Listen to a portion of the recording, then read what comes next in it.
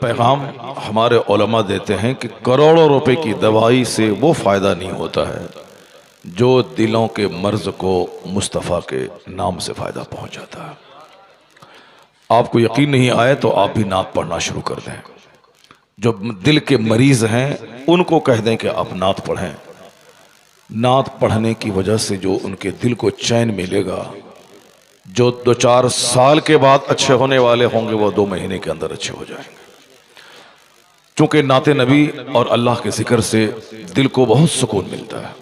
जब कभी आप गम में घिर जाएं, मुसीबतों में, उलझनों में, मेरी माँ बहन बेटियां बहुत सेंसिटिव होती हैं, वो हसास होती हैं, थोड़ी मुसीबत से घबरा जाती हैं।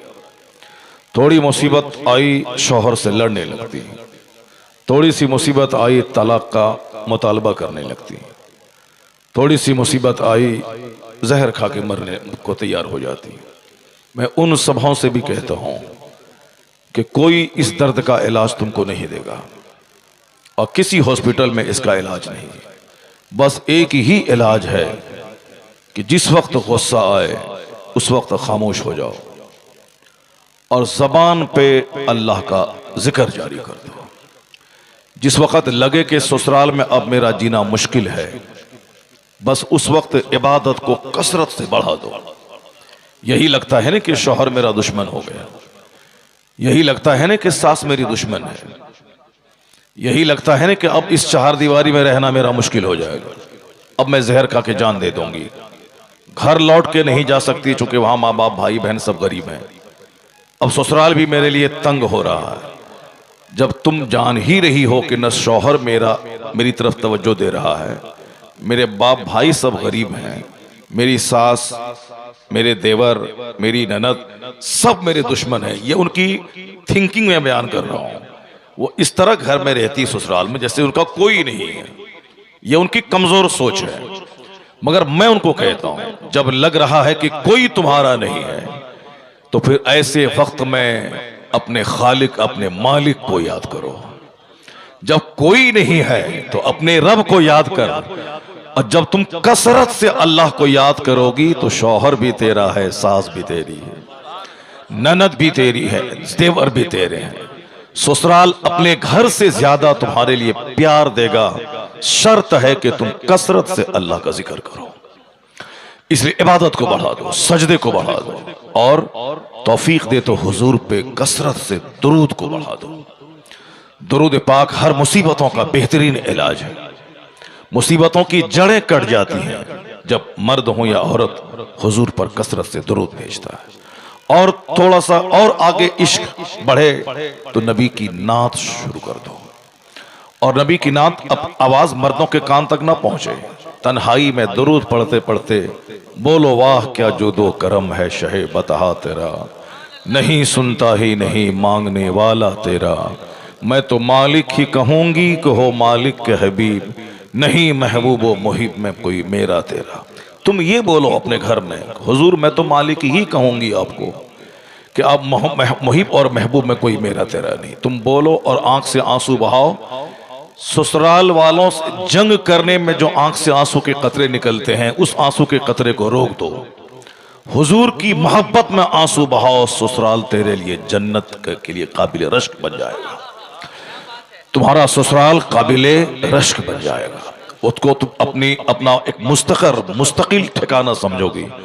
और अगर उससे भी ज्यादा यकीन नहीं आया तो एक मिसाल और मैं देता हूं, किस तरह दिल हरा होता है, किस तरह दिमाग की खेती हरी होती है, कब आदमी को जीने का हौसला मिलता है। क्योंकि आज सारी दुनिया में खुदकुशी के रुझान बढ़ते चले जा रहे हैं। हर तरफ हमारे बाल बच्चे जिसकी पैरवी कर रहे हैं, जिसकी नकल कर रहे हैं। मैं कल भी दिल्ली में मैंने कहा था कि तुम जो मुंह में गुटखा 24 घंटे खाते हो किसकी नकल कर रहे हो? तुम जो सर में चारों तरफ से बाल मूंड कर बीच में चोंच की तरफ बाल रखे हो किसकी नकल कर रहे हो? तुम जो फटा हुआ जींस पहन रहे हो किसकी नकल में? मेरी माँ बहन बेटियां जो जीन्स और टी शर्ट पहन के दुपट्टा हटा के चल रही हैं किसकी नकल कर रही हो तुम? क्या तुमने सुना है कि फातिमा ज़हरा ने ऐसा किया, या गौसे पाक की माँ ने ऐसा किया, या गौसे पाक की बीवियों ने ऐसा किया, या महबूब इलाही की माँ ने ऐसा किया, या तुम्हारी मस्जिद के इमाम की बीवी ऐसा करती हैं? नहीं, एक जवाब तुम्हारा होगा कि बम्बई में जो एक्ट्रेस हैं फिल्म में काम करने वाली, मैं उसी की नकल कर रही हूं।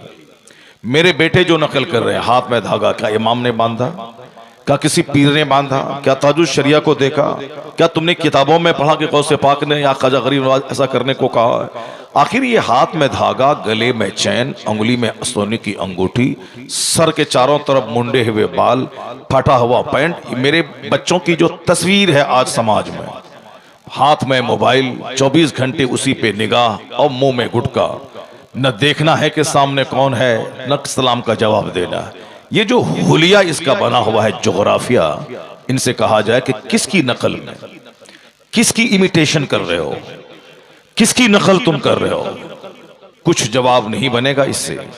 इशारा अगर होगा तो वो फिल्म इंडस्ट्रीज का नाचने वाला, गाने वाला एक्टर, तो तुमको नहीं मालूम है कि उस एक्टर की जिंदगी कैसी बसर हो रही है। तुम तो उसकी नकल में इंजॉय करना चाहते हो कि हम ऐसा पहनेंगे, ऐसा खाएंगे, ऐसा देखेंगे, जिंदगी में मजा मिल जाएगा। हर तरफ इंजॉय करने के लोग ऐसा करते हैं। लेकिन तुमको ताज्जुब होगा कि उस फिल्म इंडस्ट्रीज में जिसकी नकल तुम जैसे लाखों लड़के करते हैं, नहीं देखा तुमने, वो जहर खा के जान दे दी, वो फांसी के फंदे पे लटक गया। सुशांत सिंह राजपूत इसी कोरोना काल में फांसी के फंदे पे लटक गया। उसके 10 दिन के बाद फिल्म में करोड़ों रुपए कमाने वाली एक फिल्म पे सिग्नेचर करके उसकी लाश सड़ गई, अपने घर में खुदकुशी कर गई। दुनिया भर का एक जबरदस्त फिल्मी एक्टर कॉमेडियन है चार्ली चैपलिन। जब भी गूगल खोलें आप, चार्ली चैपलिन का नाम बोलें, उसका एक मकूला सामने आता है। वो कहते हैं कि I like to walk in the rain, nobody can see my tears. जरा गौर से सुनना, उसके बाद फिर तुम भाग जाना यहां से। चार्ली चैपलिन कहता है, कौन? जिसके करोड़ों फैंस हैं, करोड़ों की तादाद में, और फिर वो ब्रिटिश फिल्म स्टार है, वो ब्रिटिश, इंडिया का नहीं, ब्रिटेन का। वो कहता है कि मैं अंदर से इतना दुखी हूं कि जी भर के मुझको रोने को दिल कर रहा है, और फिर बारिश हो उस वक्त मैं रोऊं ताकि कोई मेरी आंख के आंसू को देख नहीं सके। I like to walk in the rain, nobody can see my tears. मैं बारिश में टहलना चाहता हूं ताकि जी भर के रोऊं और कोई मेरे आंसू को देख नहीं पाए। कौन? जिसके पास खरबों का घर है। मेरे और आपके पास क्या हो सकता है? 50 करोड़ का घर, अगरचे करोड़ों में किसी किसी का होता है, ज्यादातर मैक्सिमम घर 10 लाख, 20 लाख, 25 लाख, 50 लाख, 1 करोड़। 1 करोड़ का घर कोई बनाता है तो सारा समाज देखने को आता है। और जहां जिनके पास 50 करोड़ का बंगला हो, हम लोग Swift Dzire, Innova, Crysta, Fortuner, ज्यादा से ज्यादा 50 लाख की कार बिहार की सड़कों पे दौड़ रही है। 2 करोड़ की कार बमुश्किल तमाम 1-2 मिलेगी। अभी सुना कुछ दिन पहले 10 करोड़ की कार पटना में जागवार कंपनी की एक कंपनी वाले ने अपने एक वर्कर को गिफ्ट किया था। 10 करोड़ की कार सिर्फ सुनते ही रहिए, सड़कों पे देखने को नहीं मिलती। क्या चलाएंगे हम लोग? Swift Dzire, Creta, Scorpio, Fortuner, Crysta, यही मारुति 800, आल्टो, K10, यही सब चला सकते हैं। और वो फिर ब्रिटिश फिल्म स्टार कई करोड़ रुपए की कार चलाता है। अंदर से इतना दुखी है कि जी भर के रोने को जी चाहता है। डॉक्टर के पास जाके कहा कि डॉक्टर बाबू मेरा इलाज करो, मैं बहुत दुखी हूं। डॉक्टर बोला चार्ली चैपलिन का शो देखा करो। कहा जिसका शो देखने का मशवरा तुम दे रहा है वो कोई दूसरा नहीं, वो मैं ही हूं। डॉक्टर खुद खमसदा हो गया कि जिसका शो देखकर मैं अपना टेंशन दूर करना चाहता हूं, यह शख्स अंदर से इतना दुखी है, तो क्या फटा हुआ पैंट पहनना, क्या जोकर की तरह बाल रखना, क्या गुटखा खा के क्या इंजॉय करना चाहते हो? नहीं है सच्ची खुशी किसी एक्टर के पीछे पागल होने में। पागल होके तुमने देख लिया, जिंदगी तुम्हारी अधूरी रह गई, कोई लज्जत नहीं, ना माँ बाप के लिए बहुत बड़ा काम कर पाए, ना समाज के लिए कोई बड़ा काम कर पाए, ना ही जन्नत का कोई काम कर पाए। तो सारी जिंदगी जिसके पीछे भागे, नतीजे में क्या मिला? आंसू। नतीजे में क्या मिला? खुदकुशी। नतीजे में क्या मिला? वहां से कौन सा तोहफा मिला?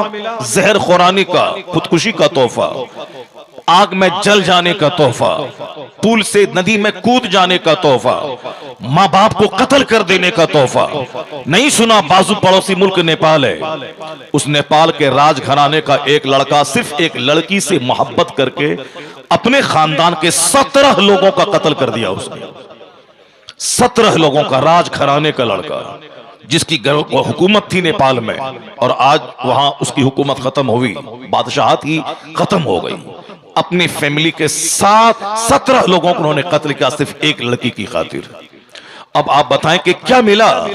उस फिल्म के एक्टर की पैरवी करके तुमने अपना घर उजाड़ डाला, मां बाप की सारी उम्मीदों पे पानी फेर दिया, समाज में मां बहन बेटियों की इज्जतें नीलाम हो रही, जिनाकारी शबाब पे आ गई, उसकी नकल करके घर घर में आग लग गई, जिंदगी का सुकून खत्म हो गया।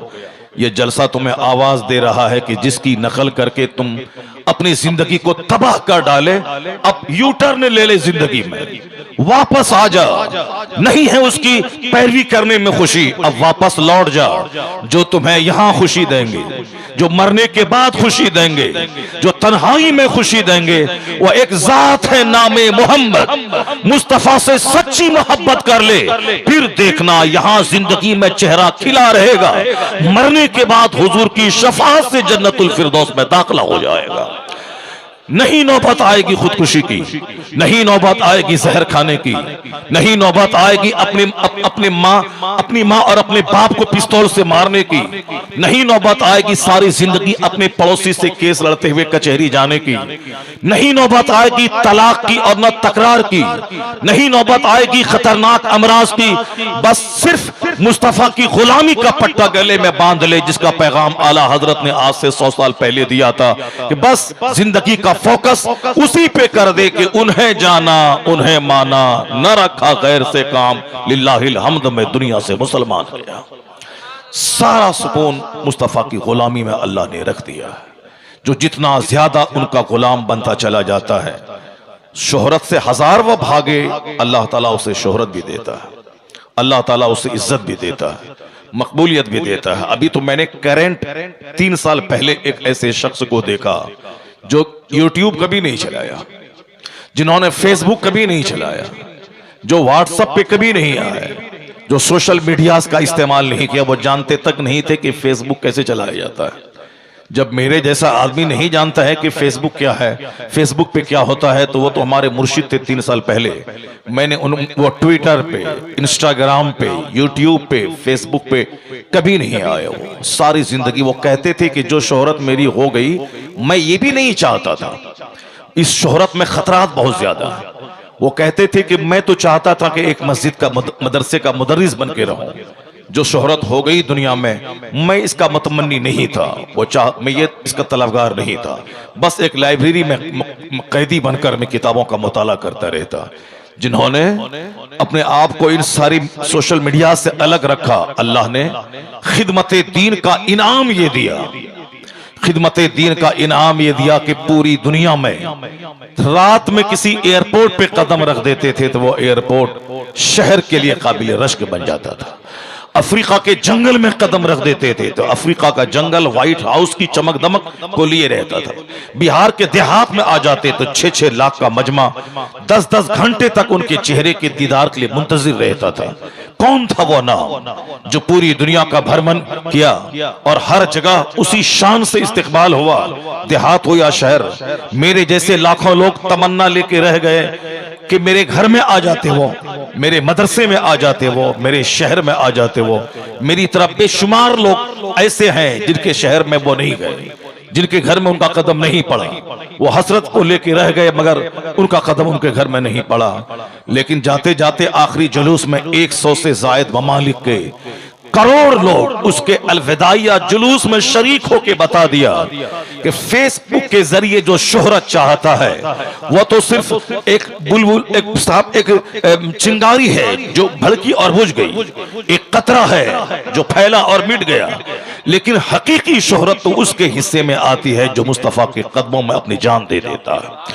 जो हुजूर के मसलक व सरकार के पैगाम और इरशादात को सारी दुनिया में आम करता है, जो जब भी देखा गया मुफ्तियों की झुरमुट में देखा गया, जिनको जब भी देखा गया दरसे बुखारी करता देखा गया, जिनको जब भी देखा गया उलमाए कराम के फतवों का जवाब देते देखा गया, जिनको जब भी देखा गया अमरे बिल मारूफ करता देखा गया, और अगर अमरे बिल मारूफ से फुर्सत मिले तो जिक्र अस्कार करता देखा गया। मुझ जब भी दिल में आग लगती तो साल में 10 बार जिसे मदीना जाते हुए देखा गया, हुजूर के रोजे पे आंसू बहाता देखा गया, फिर मदीने से बेचैन बाहर निकलकर मदीने वाले का पैगाम पहुंचाते हुए देखा गया। मदीने में रहना कमाल है, मगर उससे बड़ा कमाल है मदीने से बाहर निकलकर मदीने वाले का पैगाम आम कर देना। मदीने में मरना कमाल है, मगर वहां मरने से बड़ा कमाल है मुस्तफा का पैगाम पूरी दुनिया में आम कर देना। मुस्तफा के मेजबान अबू अय्यूब अंसारी थे, उनके घर में मुस्तफा का कयाम हुआ, मगर उनकी कब्र कहां है? तुर्की की राजधानी इस्तांबुल, जिसे कुस्तुंतनिया कहते हैं। हजरत बिलाल हर्शी जैसा आशिक सादिक कौन होगा दुनिया में, जो हर वक्त मदीने की गलियों से चिपके रहते थे, लेकिन बाद विसाल मुस्तफा वह मुल्क शाम चले गए। उनकी कब्र हलब में है, मुल्क शाम में है, आशिक सादिक की कब्र। अब्दुल रहमान जामी मदीने में रह सकते थे, मर सकते थे। हुजूर ने कहा था मरना हो तो मदीने में मरना, जो यहां मरेगा मैं उसकी शफात करूंगा। ये मरना कमाल है, हुजूर की शफात मिलेगी, लेकिन मदीने वाले का काम करना ये मदीने में मरने से बड़ा काम है। आला हजरत से के सामने पेशकश की गई थी कि आप पूरी दुनिया के मरजे उलमा है, आप यहां कयाम करें, ये राजधानी है, आप मदीने में रहें। आप चाहें तो मैं अरब की खवातीन से आपका अक्द कर दूं, यहां घर बना दूं, आपकी फैमिली यहां बस जाए, मगर रजा ने मदीने और मक्का में ठहरना नहीं, बल्कि मदीने वाले का पैगाम आम करने के लिए हिंदुस्तान आने को पसंद किया। कहा हिंदुस्तान के करोड़ों लोगों का क्या होगा? पता चला कि मदीने में मरना अच्छी बात है, मगर मदीने का पैगाम पहुंचा के दुनिया के किसी हिस्से में मर जाना ये उससे बड़ी बात है। तो जो आशिक सादिक मदीना दौड़ के जाता, फिर वापस अमेरिका जाता, कभी अफ्रीका जाता, कभी बिहार के देहात में आता, कभी मदरसा जामिअतुर रजा में रहता, कभी मोहल्ला सौदागरान में रहता, कभी बंबई में रहता, सारी जिंदगी मुस्तफा के नाम कर दी, तो अल्लाह ने इनाम ये दिया कि जो इज्जत मकबूलियत अमेरिका के प्रेसिडेंट को नहीं मिली, जो इज्जत और शोहरत हिंदुस्तान के प्रधानमंत्री को नहीं मिली, उन इज्जतों से अल्लाह ने सरकार ताजुल शरिया को मालामाल फरमा दिया। बहुत तुम दौलत के पीछे भाग गए, बहुत मकान के पीछे भाग गए, कुछ नहीं दिया यह मकान सिवाय गम के, कुछ नहीं दिया ये फैशन का मुकाबला सिवाय गम के, कुछ नहीं दिया शादी ब्याह में नाचना गाना डीजे सिवाय तलाक, सिवाय टेंशन के, और कुछ नहीं दिया ये कपड़े का मुकाबला, गाड़ी का मुकाबला, डीजे का मुकाबला, साहब शादी ब्याह में दूसरों से आगे खर्च करने का मुकाबला। मुस्तफा को नाराज करके तुमने देख लिया कि तलाक के वारदात बढ़ गए, हुजूर को नाराज करके देख लिया कि मियां बीवी के इख्तलाफात गहरे हो गए, हुजूर को नाराज करके देख लिया कि एक छोटा सा समाज 100 आदमी 100 ग्रुप में बढ़ गया, सारे लोग एक दूसरे से मुतनफ्फिर हो गए। वहां दौलतें बढ़ रही हैं मगर जबान पे गीबत है, दौलतें बढ़ रही हैं और दिल में हसद की आग लगी है, दौलत रिश्तेदार से टूट रहे हैं। खूब तुमने दुनिया की पैरवी की और मकान दुकान गाड़ी छकड़े के पीछे तुम पागल हो गए। एक वक्त की नमाज छोड़ना हराम और गुनाह कबीरा है, और तुमने जिंदगी के बेशतर दिन नमाज तुमने छोड़ दी। उसका रिजल्ट क्या मिला? बीवी बागी हो गई। उसका रिजल्ट क्या मिला? बेटी खैरों के साथ भाग गई। उसका रिजल्ट क्या मिला? बच्चों की जिंदगी तबाह हो गई।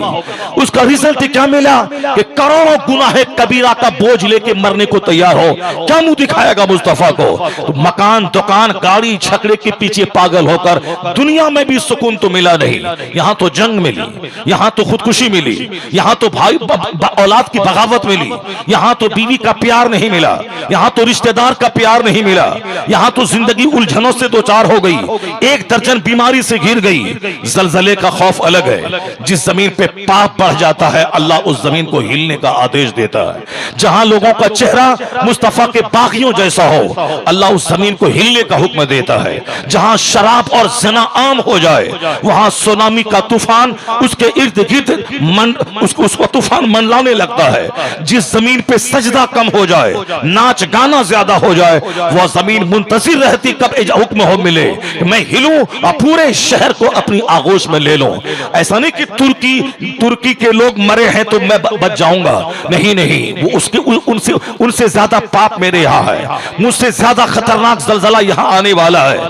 वैज्ञानिकों ने और साइंसदानों ने उसकी पेशगोई कर दी है कि खतरनाक जलजले की चपेट में इंडिया है, खतरनाक जलजला की चपेट में पाकिस्तान है। और बाद ऐसे शहर हैं जिस शहर में मुजफ्फरपुर और पटना का नाम शामिल है कि एक वक्त ऐसा आएगा इस शहर का नाम तक नहीं रहेगा, यानी एक झोपड़ी तक नहीं बचेगी, सारा शहर जमीन बोस हो जाएगा। खतरनाक सब पेशगोई है। वही साइंटिस्ट ने जिसने 4 दिन पहले कहा था कि खतरनाक जलजला लिबनान, उर्दून, शाम और तुर्की के इलाके में आने वाला है।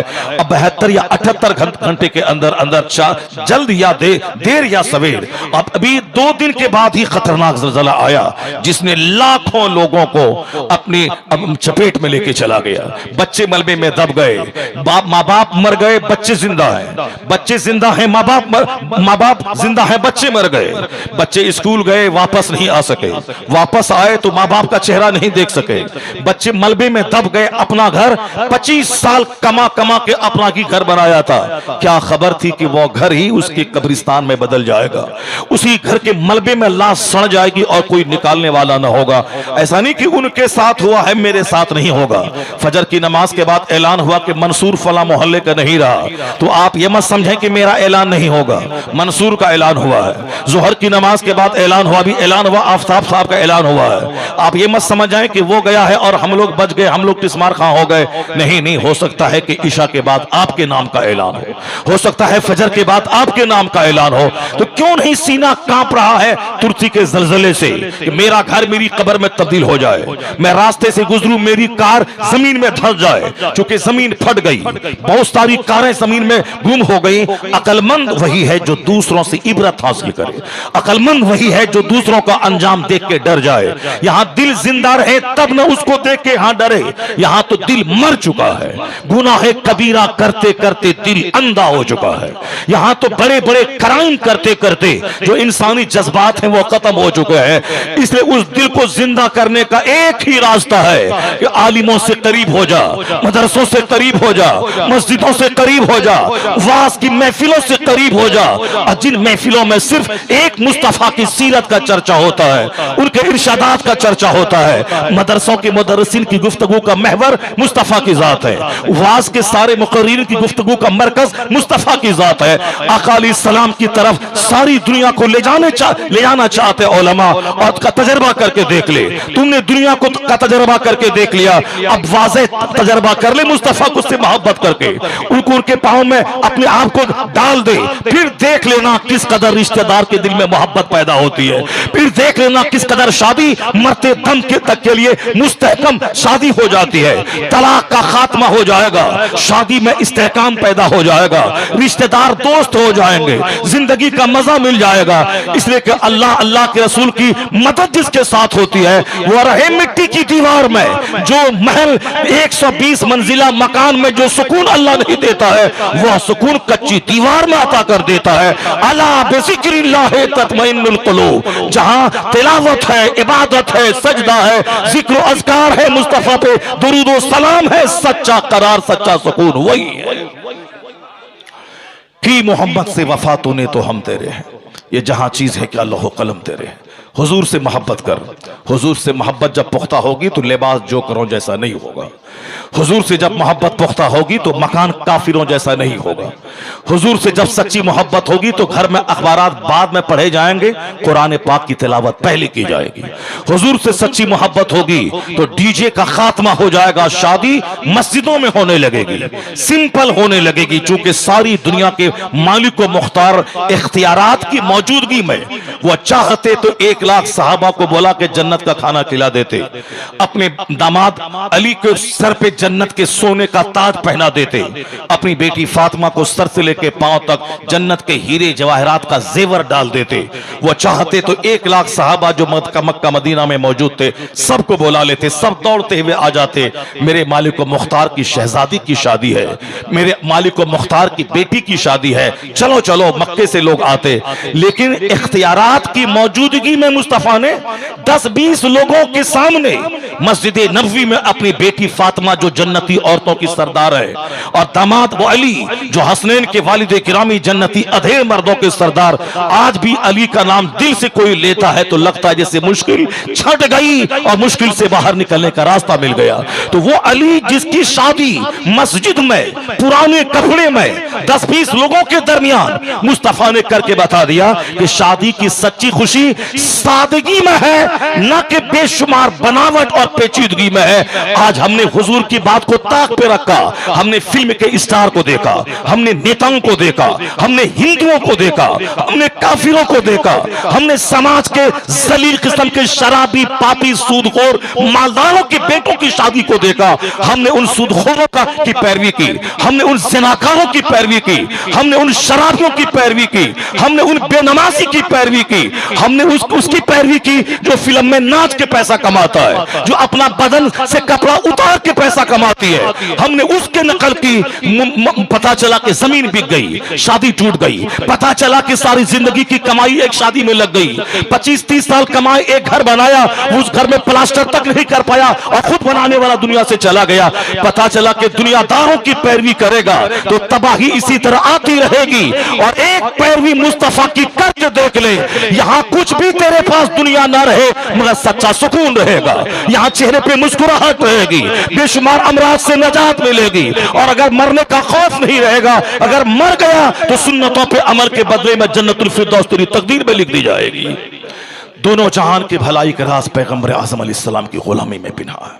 उससे हट के जो भी जिएगा, जहन्नम की आग तो वहां है जहां अदना दर्जे के जहन्नमी को आग के 2 खड़ावन पहना दिए जाएंगे और उसकी गर्मी से सर ऐसा खोलेगा जैसे कि कढ़ाई में रखा हुआ तेल आग पे खोलता है। और वह शख्स समझेगा कि सबसे बड़ा अजाब मुझको हो रहा है, हालांकि जहन्नम का सबसे अदना तरीन अजाब वो होगा। जब अदना अजाब का ये आलम होगा तो बड़े बड़े अजाब के बारे में तसव्वुर करे तो कलेजा फट जाएगा। सिर्फ हमारे बड़बड़ करने से, बकवास कर देने से वो जहन्नम खत्म नहीं हो जाएगा। हमारे नाचने गाने कूदने डीजे बजाने इस्लाम मुसलमान सरकार कुरान का मजाक उड़ाने से वो जहन्नम खत्म नहीं हो जाएगा। चाहे 1000 हम नाचें कूदें गाएं शराब पिए उछलें नंगे नाचें, इसका मतलब ये नहीं कि हमको मौत नहीं आएगी। और आजकल तो अक्सर नाचने वालों को ही मौत आ रही है। आपने सुना होगा कि अभी 2-4-10 डांसर की मौत हालत नाचने के क्रम में हो गई। कलकत्ता वगैरह में तो वहां तो नाच पार्टी है और उसकी प्रैक्टिस होती है और शादी ब्याह में मालदार लोग उस नाच पार्टी को बुलाते हैं और फिर वहां बाज़ाब्ता तौर पर भीड़ जुटाने के लिए डांस का सहारा लिया जाता है ताकि शादी की महफिल में भीड़ जुट जाए। आजकल मर्दों को जाने की फुर्सत तो है नहीं शादी में। अब जहां भी देखें साहब मंगनी में औरतों की भीड़, जिस तरह काफिरों हिंदुओं के यहाँ मंदिरों में औरतों की भीड़, उनके थान पे और औरतों की भीड़, उनकी शादी में औरतों की भीड़। चूंकि मर्द कमाएंगे सारा काम औरतें कर रही हैं, उसी का देखा देखी। मज़ारात पे हमारे यहाँ औरतों की भीड़, मेला ठेला में औरतों की भीड़ और बारात में भी अब औरतों की भीड़। वो औरत जो पर्दे में रहने की चीज थी, हमने उसको घर से बाहर निकाल के दुकान में बैठा दिया, हमने उसको बाहर निकाल के मंगनी के लिए भेज दिया, हमने उसको शादी ब्याह में बारात में औरतों को भेज दिया। नकल काफिरों की, नकल मुशरिकों की, नकल हिंदुआना तहजीब की हमने करना शुरू किया। अब औरतें ही आगे आगे रह रही हैं, वो आगे आगे चल रही हैं शादी में औरतें। तो अब मर्दों के, पहले तो मर्द नाचता था, ये मेरे यार की शादी है, दोस्त नाचता था। अब मर्दों के नाच को मर्द क्या देखेगा। अब तो जो चीजें फिल्मों में देखी जाती हैं पर्दे पे, अब बाज़ाब्ता प्रैक्टिकल में उन औरतों को शादी में बुलाया जाता है ताकि हकीकी औरत को देखे। पहले हिजड़े का नाच लोग करवाते थे, अब पैसों की फरावानी में शर्म और हया के खात्मे के बाद अब औरतें नाच रही हैं, मर्दों के सामने डांस कर रही हैं, दूसरे लड़के भी उनके साथ मिलकर डांस कर रहे हैं। अभी 2-4 केसेस इतने खतरनाक हुए कि नाचते नाचते चक्कर आया, गिरी मर गई, नाचते नाचते चक्कर आया, गिरा मर गया। वो सब नाच नाच के मर रहे हैं, गाते गाते एक आदमी गिरा मर गया। फिल्म का एक्टर स्टूडियो में नाचते नाचते मर गया। वो नेता देखा, राहुल गांधी भारत जोड़ो यात्रा करके जा रहा था, हरियाणा से गुजरते हुए वो उस यात्रा में जो उसका एक वहां का एमपी था, मेंबर ऑफ पार्लियामेंट, वो उसके साथ जाते चक्कर आया, गिरा मर गया। तो अब क्या उससे हमारा दिल ये जो सख्त हो गया है, इस दिल में जरा सी हरकत पैदा नहीं होती कि वो नाचते नाचते मर गया। हो सकता है कि हम भी गुटखा खाते खाते मर जाएं, हो सकता है हम भी शराब पीते पीते मर जाएं, हो सकता है कि हम भी अपनी बेटी बेटी की शादी में नाचते नाचते मर जाए, हो सकता है कि हम भी शादी में जाए, बारात में वहां जाके कुत्ते की तरह लड़ते लड़ते मर जाएं।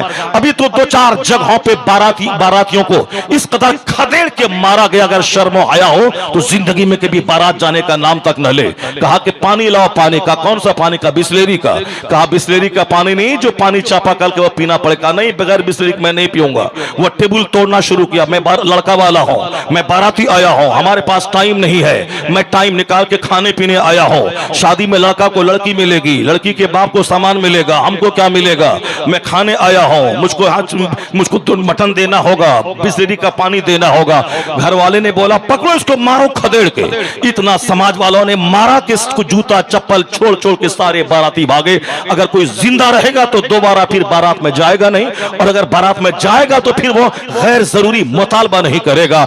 इस तरीके से लोग मर रहे हैं शादी पार्टी में नाचते नाचते। मैं कहता हूं हाँ, तुम तो बोलेगा कि तुम भी तो मरोगे। आप मौलाना हो, क्या आप नहीं मरोगे? क्या इमाम साहब नहीं मरेंगे? क्या शायर साहब नहीं मरेंगे? वो नात पढ़ते पढ़ते मर गया, कारी रज़ुल्लाह साहब खिताब करते करते मर गए, मौलाना कौसर साहब थे, वो आज से 25 साल पहले बंबई में खिताब करते करते मर गए।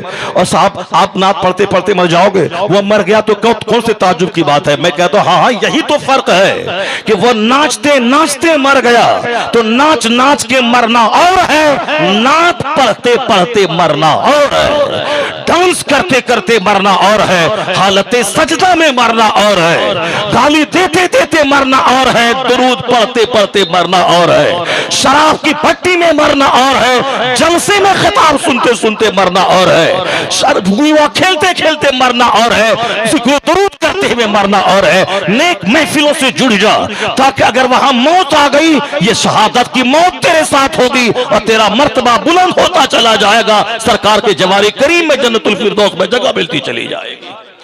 यही फर्क तो है। जब मौत इतनी सस्ती हो गई है तो नाच की महफिल से भाग जा, शराब की भट्टी से भाग जा, गुनाहों से बाज आ जा, नमाजों को अपनी जिंदगी में हिर्ज़े जा बना ले। ये जान ले कि जिस तरह 3 टाइम खाना हमारे लिए जरूरी है, नहीं खाऊं तो मैं मर जाऊं, उसी तरह गिरह बांध ले के 5 वक्त की नमाज फर्ज है। अगर नहीं पढ़ूं तो मुसलमान बना रहना मेरे लिए मुश्किल है। हुजूर कहते हैं कि बेनमाजी का हश्र फिरौन के साथ होगा। हुजूर कहते हैं, हुजूर की बात सच्ची है, हमारी तुम्हारी बात गलत हो सकती है और गलत होती भी रहती है, मगर हुजूर ने जो कुछ कह दिया वह बात सच्ची है। सरकार कहते हैं बेनमाजी का हश्र फिरौन के साथ होगा, बेनमाजी का हश्र कारून के साथ होगा, बेनमाजी का हश्र उमैया इब्न खल्फ के साथ होगा, बेनमाजी का हश्र हमान के साथ होगा। यानी जिसको इख्तदार और कुर्सी की वजह से नमाज पढ़ने की फुर्सत नहीं मिली, वो अपना अंजाम फिरौन के साथ बना ले। जिसको मुलाजमत और नौकरी की वजह से नमाज पढ़ने की फुर्सत नहीं मिली, वो उसका अंजाम हमान के साथ होगा। हमान को वजारत ने तबाह किया। जिसको बिजनेस से नमाज पढ़ने की फुर्सत ना मिले, उसका अंजाम कारून के साथ होगा। चूंकि कारून को बिजनेस और तिजारत ने उसको काफिर बनाया, इतना माल उसके पास हुआ कि ज़कात जब निकाला तो करोड़ों का माल ज़कात में निकलने वाला था। बहाना बनाया, जनाब मूसा अलैहिस्सलाम पे उन्होंने ज़िना का इल्जाम लगाया। अल्लाह ने उसकी जायदाद समेत कारून को जमीन में धंसा दिया। अब वो क़यामत तक धंसता रहेगा, पूरी प्रॉपर्टी समेत। इसी माल ने उसे काफिर बनाया। वरना कारून तौरात का बेहतरीन कारी था, वह बेहतरीन क़िरात तौरात की करता था। जिस तौरात जो आसमानी किताब है, तौरात, इंजील, ज़बूर, कुरान शरीफ, वो आसमानी किताब तौरात, वो किताब जो मूसा अलैहिस्सलाम पे नाज़िल हुई थी, उस किताब की बेहतरीन क़िरात करता था। वो जनाब मूसा अलैहिस्सलाम के साथ रहता था वो, मगर माल की मोहब्बत ने उसे तबाह कर दिया। माल की मोहब्बत ने जनाब मूसा पैगंबर अलैहिस्सलाम का उसे बागी बना दिया। वह यहां तक इस क़यामत तक अब जमीन में वह धंसता ही रहेगा। इसलिए माल की मोहब्बत नमाज छोड़वा देती है, माल की मोहब्बत शरीयत का मजाक उड़ाने पर मजबूर कर देती है, माल की मोहब्बत आलिमों, फकीरों, मुर्शिदों से दूर कर देती है, माल की मोहब्बत गोंडों, लुच्चों, लफंगों, काफिरों से करीब कर देती है। इसलिए जो आदमी माल की नहुसत को जानता है, वो कभी बिलक बिलक के तड़प तड़प के रो रो के अल्लाह से माल की भीख नहीं मांगता है। वह जानता है इसकी मुसीबतें बेशुमार है, माल की मुसीबतें बेशुमार है। और जिसके पास माल नहीं है वो हल्का फुल्का है, उस पर तो ज़कात फर्ज नहीं। क़यामत के दिन कम से कम ज़कात के हिसाब से बरी है। जो गरीब जिसके पास माल नहीं है उस पर कुर्बानी वाजिब नहीं, कम से कम वो हल्का फुल्का है। क़यामत के दिन कुर्बानी के बारे में उससे हिसाब नहीं होगा। जिसके पास माल नहीं है वो उसको माह रमजान में ईद से पहले सदक़े फित्र निकालना वाजिब नहीं है। वो हल्का फुल्का है, वहां न कुर्बानी वाजिब है, न सदक़े फित्र वाजिब है, न उस पर ज़कात फर्ज है। हज फर्ज नहीं है। हज तो हज जिस पर फर्ज हुआ और हज अदा ना करे तो फिर उस पर क्या होगा, जितना डिले करेगा उतना ही गुनाह कबीरा उसके नाम अमाल में लिखा जाएगा। गुनाह कबीरा का मतलब शराब पीना, ज़िना करना, सूद खाना, झूठ बोलना, जुआ खेलना, यह है बड़े बड़े गुनाह जो बगैर सच्ची तौबा के माफ नहीं होते। वो बड़े बड़े गुनाह है और उन गुनाहों की सजा बहुत बड़ी है, खतरनाक क्राइम है। वो छोटे छोटे गुनाह तो नमाजों से माफ हो जाते हैं, वजू करने से माफ हो जाते हैं, एक जुमा से दूसरे जुमा के बीच के छोटे छोटे गुनाह जुमा की बरकत से माफ हो जाते हैं। अल उम्रतो इलल उम्रते कफ्फारतुल लिमा बैनहुमा, एक उम्रा दूसरे उम्रा के बीच का कफ्फारा हो जाता है। एक उम्रा किया फिर दूसरा उम्रा किया, बीच के छोटे छोटे सारे गुनाह माफ हो जाते हैं। एक रमजान में रोजा रखा, तरावी की नमाज पढ़ी, कुरान की तिलावत की और दूसरे रमजान की तैयारी शुरू की। दूसरा रमजान आया और उसमें उन्होंने रोजे रखे, तरावी पढ़ी, रमजान का एहतराम किया और इबादत का महीना समझ के मसरूफियात घाटा करके इबादत के लिए अपने टाइम को वक्फ कर दिया। तो रमजान, उस रमजान के बीच में जो छोटे छोटे गुनाह हुए वो सबका रमजान कफारा बन जाता है। लेकिन बड़ा बड़ा गुनाह, नमाज छोड़ना बड़ा गुनाह है, छोटा गुनाह नहीं कि रमजान से रमजान तक का वो कफारा हो जाए। एक हज दूसरे हज के बीच में जो नमाज छोड़ी वो खत्म हो जाए, एक उम्रा से दूसरे उम्रा के बीच में नमाज छोड़ने का गुनाह खत्म हो जाए, नहीं, वो दूसरे छोटे छोटे गुनाह खत्म होंगे। मगर ये गुनाह नमाज छोड़ना बहुत बड़ा खतरनाक गुनाह है। इतना बड़ा खतरनाक गुनाह है कि शराब 10 साल पिए आदमी और तौबा कर ले, सच्ची तौबा, तो अल्लाह माफ कर देगा और उसको फिर दोबारा उस शराब पीने के बदले में कोई दूसरा काम नहीं, कोई शख्स न, और अगर वो हज करने के बाद भी सोचा कि मेरे सारे गुनाह माफ हो गए, गलती पर है। जब 10 साल की नमाज छूटी उसको जब तक वो अदा नहीं करेगा, 50 उम्रा कर ले, वो नमाज उसके जिम्मे से साकित नहीं होगी। यानी उसको चाहे जितनी करोड़ों बार तौबा क्यों न करे, 50 उम्रा क्यों न करे, नमाज 15 साल में फर्ज हुई है, 25 साल में नमाज स्टार्ट किया है, या 10 साल की नमाज उसको पढ़नी ही पड़ेगी बतौर कज़ा। चाहे 50 हज कर ले, ये नमाज उसके जिम्मे से साकित नहीं होगी, ये कानून है। इसलिए नमाज के बारे में मुस्तफा कहते हैं कि बेनमाजी का हश्र फिरौन कारून और हमान के साथ होगा। यानी जिसको तिजारत नमाज पढ़ने की फुर्सत ना दे वो कारून के साथ अपने हश्र के लिए तैयार रहे।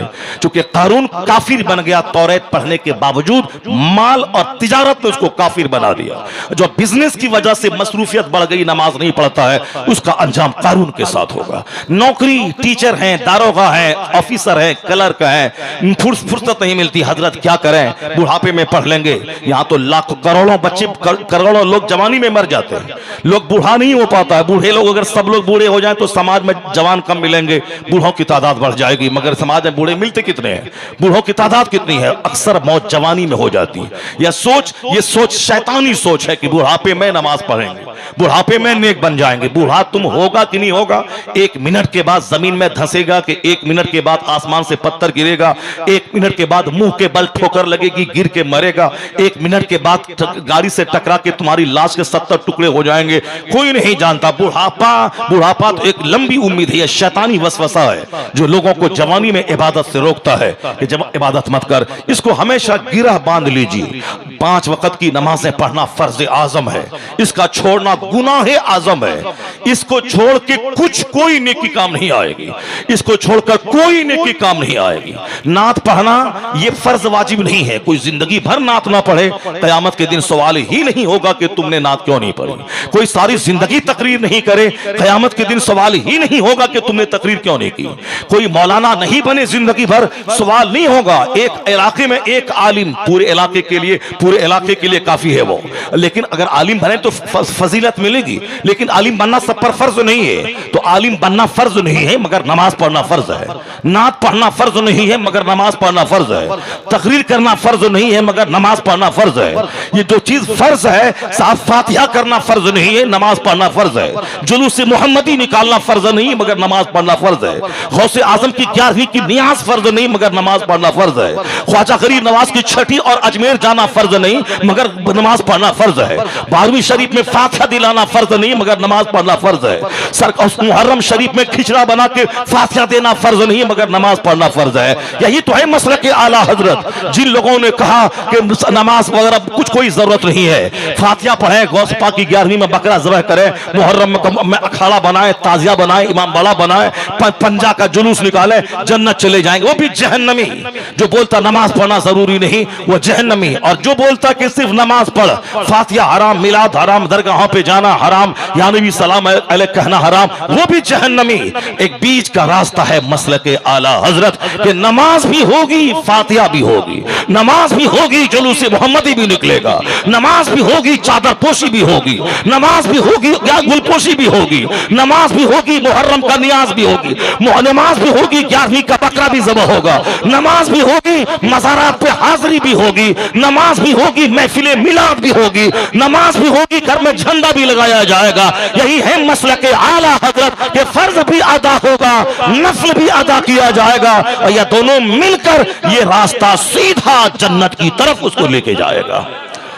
यही है मसलक के आला हजरत। जो लोग सरकार आला हजरत पर उंगली उठाते हैं वो बदतमीज हैं, वो नहीं जानते हैं। कब्रों का तवाफ हिंदुओं की तरह होता था। जिस तरह हिंदू मूर्ति के इर्द गिर्द घूमता है, तवाफ करता है, उसी तरह सुन्नी लोग मज़ारात का तवाफ करते थे। तवाफ करना हराम है। जिस तरह से दूसरे लोग सर टेकते हैं मूर्ति के सामने, उसी तरह मुसलमानों के चंद लोग मज़ारात पर सर टेकते थे, सजदा करते थे। लेकिन आज आपको नहीं मिलेगा सजदा करने वाला। अगर कोई मिलेगा भी तो अक्का दुक्का 1-2% आदमी होगा जो जाहिल, जो जिद में, हसद में, बुग़्ज़ में, अनाद में, आला हजरत से बुग़्ज़ रखने में इस तरह का काम कर रहा होगा, करता होगा। वरना हकीकत में तकरीरें आम हो गई, जुमा का खिताब आम हो रहा है। धीरे धीरे आलिमों की एक बड़ी तादाद समाज में आ गई। सारे लोगों को अपनी अपनी फिक्र है, आलिमों को सिर्फ शरीयत का पैगाम आम करने की फिक्र है। इसलिए तमाम जहालतों का धीरे धीरे खात्मा हो रहा है। मज़ारात का तवाफ बंद है, मज़ारात को सजदा करना ये बंद है। इस खतरनाक बिदअत का खात्मा किसने किया? मज़ार पे हाजिरी के तरीका आला हजरत ने बताया कि 4 हाथ दूरी पे खड़ा रहें और फातिहा पढ़ें और उनके वसीले से अपने लिए दुआ करें, और जो कुरान पढ़ें इसका सवाब उनकी रूह को पहुंचाएं, और उनके वसीले से रब से दुआ करके वापस पलट जाएं। कब्र को हाथ ना लगाएं, गंदा हाथ जो जुल्म से भरा हुआ है उस पाकीज़ा कब्र को न लगाएं। या गंदी जबान जो 24 घंटे में कितने बार झूठ बोलती है, कितनी गीबत करती है, कितनी चुगलखोरी करती है, कितनी फजूल बकती है, इस गंदी जबान को उस कब्र से मत लगा। कब्र में वो आराम कर रहा है जो 80 साल में जब से उस पर नमाज फर्ज हुई एक नमाज उसकी कज़ा नहीं हुई। जिस कब्र पे तू जा रहा है उसकी 40 साल तक तहज्जुद की नमाज नहीं छूटी। जिस कब्र पे तू हाजिरी दे रहा है वो नमक रोटी खाया, 2-4 दिन फाके से रहा, मगर वो हराम गजा को हाथ नहीं लगाया। जिन्होंने कभी भी जबान पे गाली तक को नहीं लाया, जिनकी निगाह नहीं बहकी, तो जब भी उन बुजुर्गों की कब्र पे जा, उनका तकवा वहां से ले, उनकी नमाजों की पाबंदी वहां से ले, उनकी कब्र पे जा करके उनकी जिंदगी को निगाहों के सामने लाकर वहां से नूर हासिल कर। यह है कब्र पे हाजिरी का मकसद। मुस्तफा ने कहा था नहयतुकुम अन ज़ियारतिल क़ुबूर, मैंने कब्रों की ज़ियारत से तुझको रोका था, और अब मैं कहता हूं फज़ूरुहा, ज़ियारत क्या करो। क्यों? फ़इन्नहा तुज़हिदु फ़िद दुनिया व तुज़क्किरुल आखिरा, इसलिए कि कब्रों की हाजिरी से दुनिया से बेरग़बती पैदा होगी। जो दुनिया की मोहब्बत है वो धीरे धीरे घटेगी। कब्र को देखने के बाद, वहां की हाजिरी के बाद लगेगा कि मुझको भी मरना है, मेरी भी कब्र यहां बनेगी, तो अब तमन्नाएं घटेंगी और आखिरत की तैयारी की तड़प पैदा होगी। हुजूर कहते हैं आखिरत याद आती है कब्र को देखने से, और दुनिया की बेरग़बती की कैफियत पैदा होती है कब्र को देखने से। इसलिए कब्र पे जाओ, न कि वहां जाके धागा बांधो, न कि वहां जाके तवाफ करो। जाहिलों ने धागा बांधना शुरू किया, जाहिलों ने हिंदुओं को देख देख के वहां ताला बांधना शुरू किया।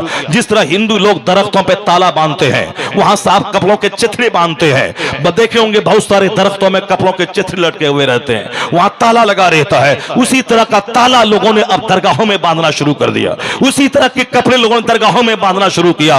वह दरगाह इसीलिए अल्लाह के वली वहां है ताकि मैं वहां जाऊं तो तो ये देखो कि 40 बरस ईशा के वजू से फजर पढ़ा, तो कम से कम मैं तो इसके इस वजू से वो नहीं पढ़ सकता हूं, तो कम से कम ईशा के वजू से ईशा पढ़ लूं, फजर की वजह से फजर पढ़ लूं, और पूरी रात में 8 घंटे की गहरी नींद ले लो, कम से कम हर नमाज को उसके वक्तों पे तो अदा कर लो। ये वहां से स्पिरिट मिलता है, मगर हमने उसको दुनिया के हासिल करने का जरिया बना दिया, वहां धागा बांधना शुरू किया। किसने इस धागे की बिदअत के खिलाफ जबान खोली? किसने इस ताले की बिदअत के खिलाफ जबान खोली? किसने उस मज़ारात के तवाफ के खिलाफ उन्होंने कलम चलाया? किसने मज़ारात के सजदे के खिलाफ कदम चलाया? बदतमीज हैं वो जो आला हजरत के खिलाफ उनको मुजद्दिदुल बिदअत कहते हैं। वो नहीं जानता, वो तासुब में बोलता है, वो हसद में बोलता है, वो जलन की वजह से बोलता है। जिस तरह अजमेर का मुजाविर हसद में बोलता है, तासुब में बोलता है कि रजा का सलाम यहां नहीं पढ़ा जाएगा, क्योंकि वह जानता है उनके पांव में जो बेड़ियां हैं वह मसलक अहले सुन्नत में वो हराम है। अगर रजा का मसलक वहां पहुंच गया तो फिर उसको बेड़ियां खोलना पड़ेंगी।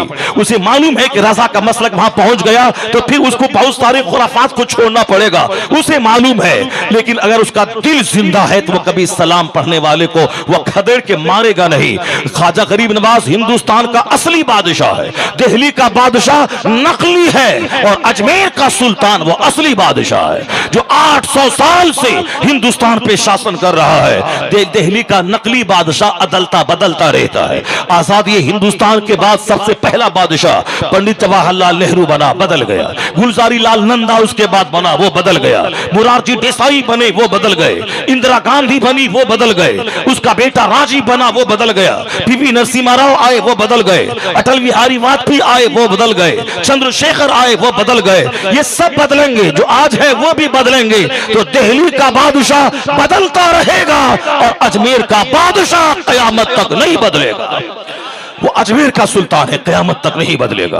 वो असली बादशाह है, वो अजमेर में वो क़याम पजीर है। उसके जो मुजाविर हैं वहां, उनको ये समझना चाहिए कि हिंदुस्तान गरीब नवाज का है। यहाँ क़यामत तक जब तक मदरसा रहेगा, मस्जिदों की दीवारें रहेंगी, चेहरे पे तालियां चमकेंगी, सरों पे टोपियां रहेंगी, एहसान इसी दाइए इस्लाम का रहेगा, इसी दाइए इस्लाम का रहेगा जिन्होंने हिंदुस्तान में इस्लाम की जबरदस्त दावत दी। 90 लाख कुफार और मुशरिकीन के खाली सीने में ईमान का नूर अता कर दिया।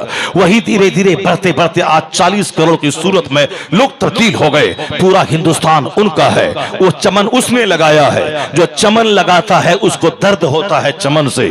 उसने हिंदुस्तान को सींचा है, उसने हिंदुस्तान में मुस्तफा के दिन की तबलीग की है। चमन अगर सामने मुरझा जाए तो लगाने वाले को शदीद तकलीफ होती है, और अगर कोई दूसरा आदमी उस चमन को मुरझाने से बचा दे तो उसकी वजह से उनके चेहरे पे मुस्कुराहट आती है।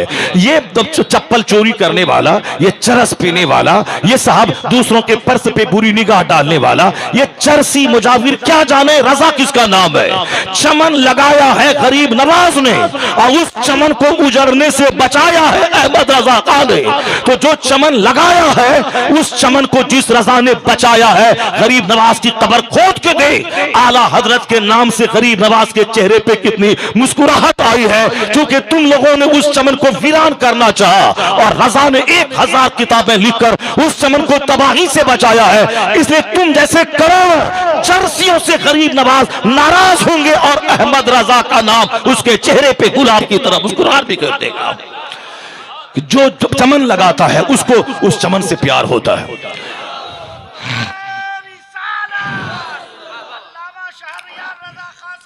जो चमन लगाता उसको दर्द होता है। ये क्या जा रहा है? ये तो गरीब नवाज के नाम पे पेट पाला है, ये तो गरीब नवाज के नाम पे मकान बनाया है, ये तो गरीब नवाज के शहर में इस्लाम को बदनाम किया है। मुसलमानों की तारीख रही है मेहमानों की इज्जत करना, मेहमानों का रिस्पेक्ट करना।